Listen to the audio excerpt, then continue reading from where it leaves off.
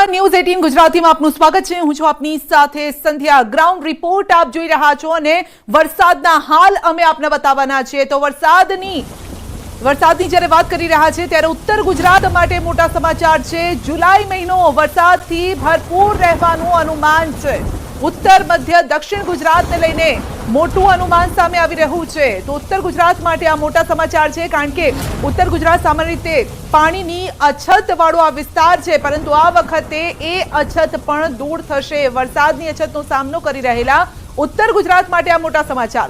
જુલાઈ મહિનો વરસાદથી ભરપૂર રહેવાનું અનુમાન છે। ઉત્તર મધ્ય અને દક્ષિણ ગુજરાતને લઈને આ મોટા સમાચાર છે। સૌરાષ્ટ્ર કચ્છ કરતા પણ ઉત્તર મધ્ય અને દક્ષિણ ગુજરાતમાં વધુ વરસાદ થશે। જુલાઈમાં 106% સુધી વરસાદ થઈ શકે છે, એટલે જુલાઈ મહિનાની આ શરૂઆત થઈ ગઈ છે અને આ મહિનાનું જ અનુમાન છે કે રાજ્યમાં સામાન્ય કરતા વધુ વરસાદ થવાનું અનુમાન છે। દક્ષિણ સૌરાષ્ટ્રમાં સામાન્ય વરસાદ રહેવાનું અનુમાન છે, પરંતુ આ વખતે ઉત્તર ગુજરાત વાસીઓ હંમેશા કહેતા હોય છે કે વરસાદ જોઈએ એવો પડતો નથી, તો આ વખતે ભરપૂર પૂર પણ આવી શકે છે, કારણ કે 106% વરસાદનું અનુમાન છે।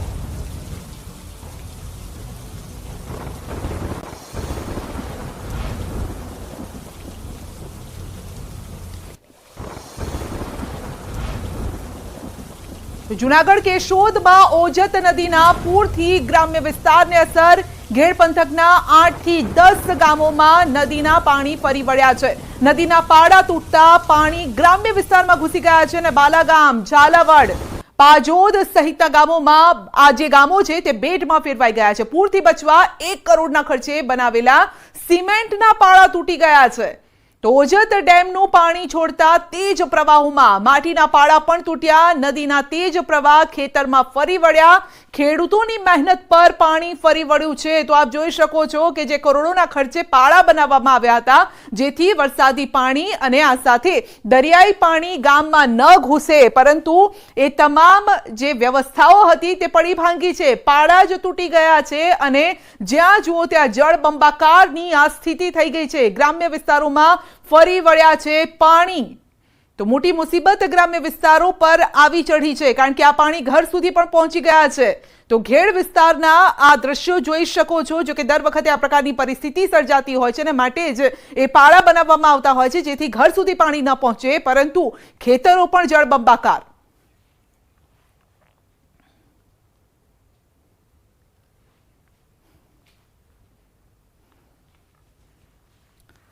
તો ઘેડના 8 થી 10 ગામોમાં નદીના પાણી ફરી વળ્યા છે। તો પાણી ગામ સુધી ન પહોંચે માટે પાળા બનાવવામાં આવતા હોય છે, દરિયાઈ હોય કે નદી વિસ્તાર હોય, પરંતુ હવે એ પાણીના પાવર સામે નથી ટકી શક્યા આ પાળાને। 8 થી 10 ગામોને અસર થઈ છે અને હજુ તો જુલાઈમાં જળબંબાકારની સ્થિતિ રહેવાની છે। તો સૌરાષ્ટ્રમાં મેઘરાજાએ જાણે જળ કર્ફ્યુ લગાવી દીધો છે અને સૌરાષ્ટ્રના મોટા ભાગના જિલ્લાઓમાં સાર્વત્રિક મેઘવર્ષા થઈ છે અને તેમાં પણ જૂનાગઢના કેટલાક ગામડાઓ તો બેટમાં ફેરવાઈ ગયા છે। ઘરોમાં પાણી ઘૂસી ગયું છે, ખેતરો પાણીમાં તરબોળ થઈ ગયા છે અને ડેમ છલકાયા છે। નદીઓએ પણ રૌદ્ર સ્વરૂપ ધારણ કરી લીધું છે અને શું પરિસ્થિતિ છે જુઓ અહેવાલમાં।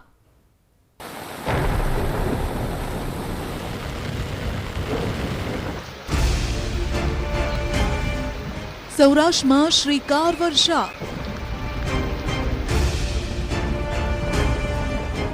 જામનગરમાં મેઘરાજાએ ધારણ કર્યું રૌદ્ર સ્વરૂપ।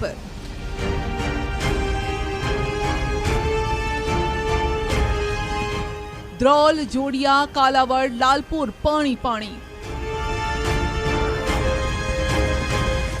દ્વારકામાં પણ મેઘરાજાની તોફાની બેટિંગ। ખંભાળિયામાં જળબંબાકાર। તેલી નદી બની ગાંડીતુર।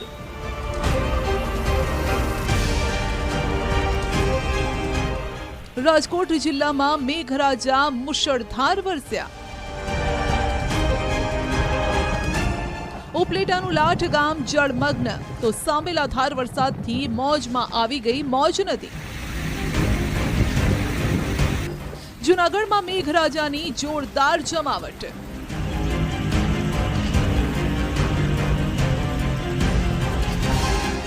રસાલા અને ઓઝત વિયર ઓવરફ્લો। ધોરાજીની ફૂલઝર નદીમાં આવ્યું ઘોડાપૂર. જૂનાગઢનો બાંટવા ખારો સહિત 4 ડેમ ઓવરફ્લો.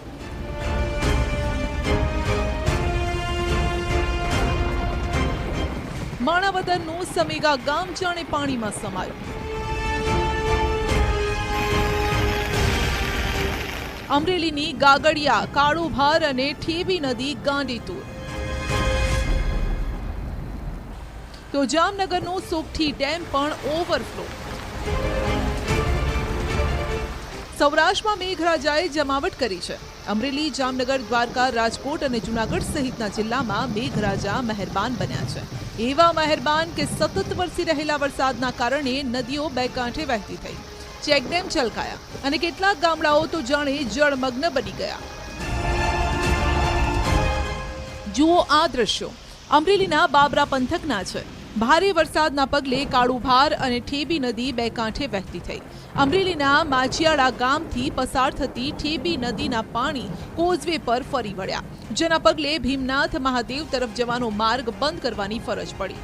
બીજી તરફ પાણીના ધસમસતા પ્રવાહના કારણે નયનરમ્ય દ્રશ્યો સર્જાયા.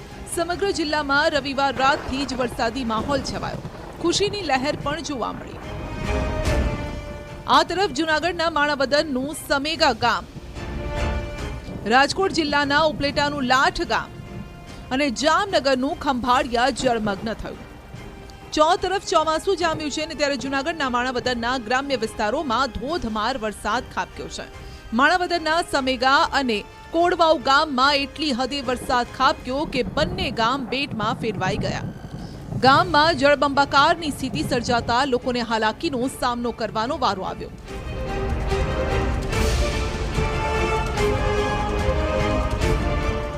આ દ્રશ્યો જુઓ, જ્યાં નજર પહોંચે ત્યાં સુધી જુઓ. પાણીનું આક્રમણ એવું છે કે લોકો લાચાર છે. રસ્તા પર લગભગ કમર સુધી પાણી ભરાયા. ભારે વરસાદના કારણે જળ કર્ફ્યુ જેવી સ્થિતિ સર્જાઈ. ગામના લોકો ઘરમાં જ રહેવા મજબૂર બન્યા.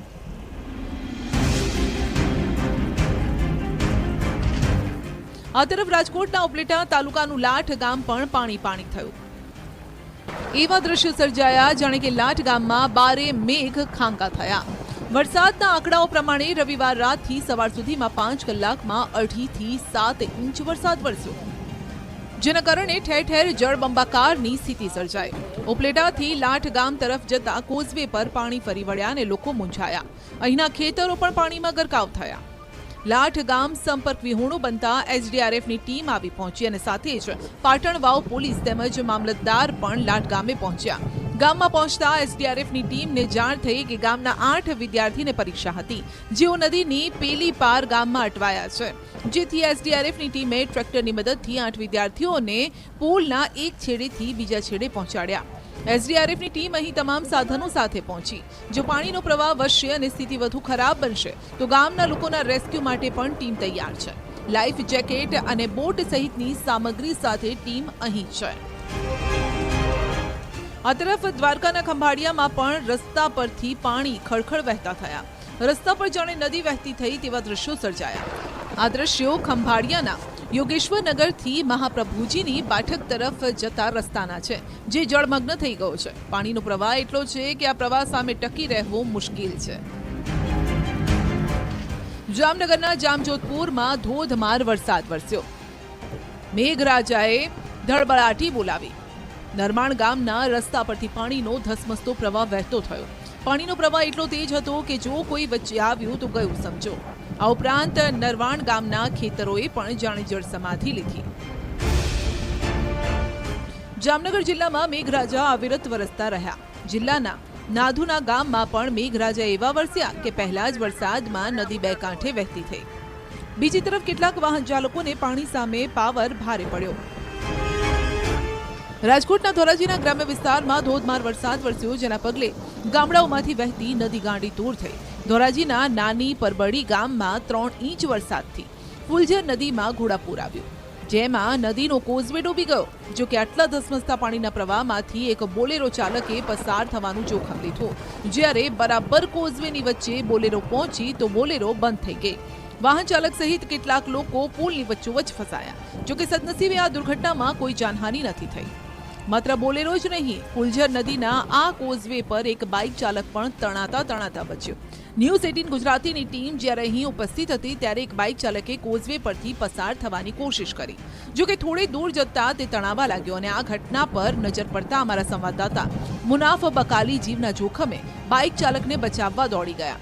અમારા સંવાદદાતા ઉપરાંત અન્ય સ્થાનિકો પણ તાત્કાલિક બાઇક ચાલકની મદદે આવ્યા અને તેનો જીવ બચી ગયો. જ્યારે કે બાઇક ચાલકે કોઝવે પરથી પસાર થવાની કોશિશ કરી ત્યારે કોઝવે પરથી લગભગ 1 ફૂટથી ઉપર પાણીનો પ્રવાહ હતો. ધોરાજીથી પસાર થતી સફુરા નદીએ પણ રૌદ્ર સ્વરૂપ ધારણ કર્યું. નદીમાં ઉપરવાસમાંથી પાણીની પુષ્કળ આવક થઈ. સફુરા નદી બે કાંઠે વહેતા પંચનાથ મંદિર તરફ જતો કોઝવે પાણીમાં ગરકાવ થયો, જેના કારણે વાહનોના પૈડા થંભી ગયા. અવિરત વરસાદથી નદીના પાણીમાં સતત વધારો થયો, જેથી અટવાયેલા લોકો વરસાદ વિરામ લે અને પાણી ઓસરે તેની રાહ જોઈ રહ્યા છે. જૂનાગઢ જિલ્લામાં સાર્વત્રિક વરસાદથી જિલ્લાના 4 ડેમ ઓવરફ્લો થયા છે. વંથલીનો ઓઝત વિયર ડેમ ઓવરફ્લો થયો. ઉપરવાસમાં ભારે વરસાદથી ડેમમાં નવા નીરની આવક થઈ અને જેના પગલે વંથલી તાલુકાના આખા, ટીનમાં સહિતના 5 ગામોને સાવચેત કરાયા. ઓઝત ડેમને સોરઠ પંથકનો જીવાદોરી સમાન ડેમ મનાય છે.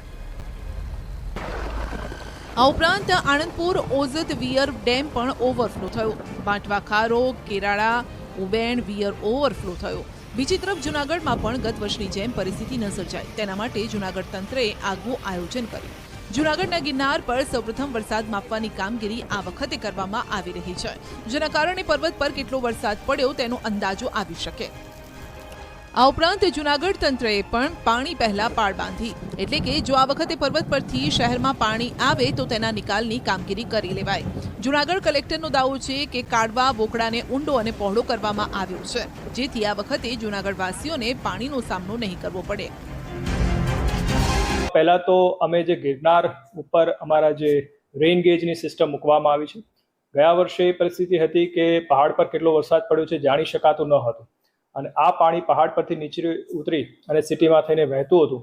એના લીધે પરિસ્થિતિ પેદા થઈ હતી. તો આ પરિસ્થિતિ નિર્માણ ન થાય એના માટે આ વખતે અમે ગિરનાર ઉપર રેઇન ગેજની સિસ્ટમ ગોઠવી છે, જેના પરથી અમને દર 2 કલાકે ગિરનાર પહાડ પર કેટલો વરસાદ પડી રહ્યો છે એના આંકડા મળે છે, અને એ આંકડાને લઈ અને અમે સિટીની અમારી ટીમને એલર્ટ કરીએ છીએ, જેથી કોઈ પરિસ્થિતિ એવી અઘટિત ન બને. ભારે વરસાદના પગલે દામોદર કુંડમાં પણ પૂર આવ્યું. શહેરમાં મોડી રાતથી સવાર સુધીમાં ગિરનાર પર્વત પર 7 ઇંચ વરસાદ નોંધાયો, જેના કારણે દામોદર કુંડમાં નવા નીરની આવક થઈ. જો કે કામગીરીના દાવા વચ્ચે પણ જૂનાગઢમાં વરસાદના પગલે રસ્તા જળબંબાકાર થયા. જૂનાગઢ માર્કેટિંગ યાર્ડના જૂના પ્રવેશ દ્વાર પાસે પાણી ભરાયા. વાહન ચાલકો અને રાહદારીઓને પસાર થવામાં મુશ્કેલી નડી. સ્થાનિકોનો આરોપ છે કે દર વર્ષે ચોમાસામાં આવી જ પરિસ્થિતિનું નિર્માણ થાય છે. તંત્રને અનેક રજૂઆતો છતાં કોઈ પરિણામ નથી મળ્યું. પ્રી મોન્સૂનની કામગીરી સામે પણ સવાલ ઉઠી રહ્યા છે. ગોંડલ તાલુકાના વાસાવડ ગામે વાસાવડી નદીમાં ભારે પૂર આવ્યું અને વાસાવડ ગામના ઉપરવાસમાં પડેલા ધોધમાર વરસાદને લઈને વાસાવડી નદીમાં ભારે પૂરની પરિસ્થિતિ છે.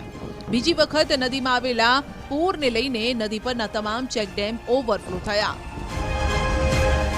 તો જૂનાગઢના દામોદર કુંડમાં પણ પૂર આવ્યું. ગિરનાર પર્વત પર 7 ઇંચ વરસાદ ખાબક્યો. ગિરનાર પર્વત પર વરસાદ વરસતા દામોદર કુંડમાં સવારે 5 વાગે પૂર આવ્યું અને જૂનાગઢ શહેરમાં મોડી રાતથી 6 વાગ્યા સુધી 4 ઇંચ વરસાદ ખાબક્યો. તો કચ્છના મુન્દ્રામાં પણ મેઘરાજા મહેરબાન છે. રસ્તા પર વરસાદી પાણી ફરી વળ્યા. રસ્તા પર પાણી ભરાતા વાહન ચાલકોને મુશ્કેલી નડી. રવિવારે પણ ધોધમાર વરસાદ અહીં વરસ્યો. ફરી ધોધમાર વરસાદ પડતા નીચાણવાળા વિસ્તારો જળમગ્ન થઈ ગયા.